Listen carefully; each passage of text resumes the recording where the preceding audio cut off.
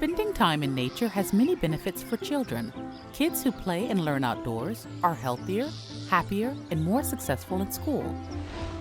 But for too many children, access to nature is determined by race, income, and zip code.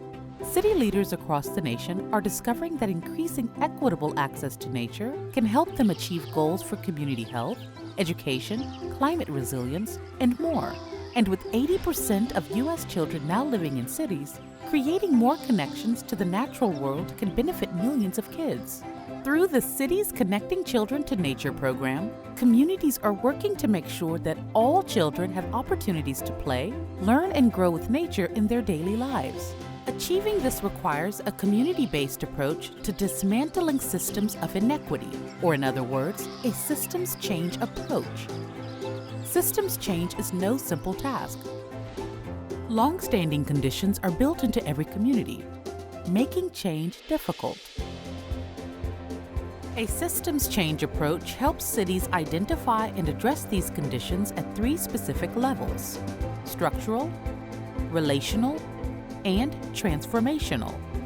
The most obvious condition, those we can easily see, are structural. They can include policies, practices, and the distribution of resources.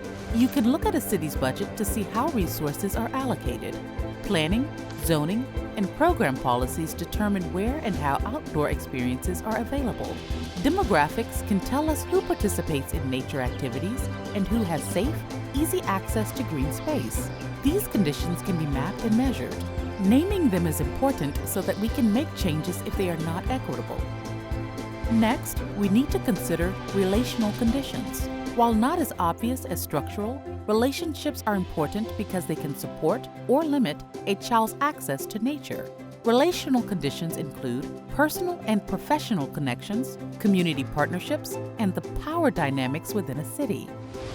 To understand these dynamics, take a look at how and when community groups are included in city planning and budgeting. How do relationships in the city influence policy and practices? The final category is the least obvious, but the most transformative. It involves changing perceptions and ingrained ways of thinking, including stereotypes. Here, we need to examine perceptions about who spends time in nature, and how, and who feels safe and welcome in outdoor spaces. How do city leaders and residents view the importance of nature connection for children?